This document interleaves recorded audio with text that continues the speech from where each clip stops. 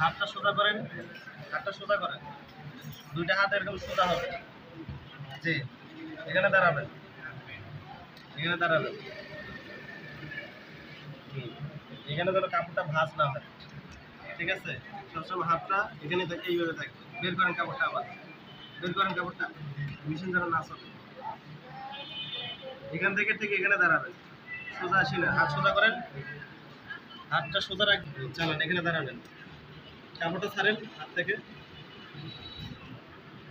আবার এখানে দাঁড়ান, আবার এখানে দাঁড়ান, আস্তে, হাতটা দূরে আসবেন, হাতটা একদম এখানে আর এখানে হাত থাকবে, আবার বের করেন। এটা হচ্ছে কন্ট্রোল।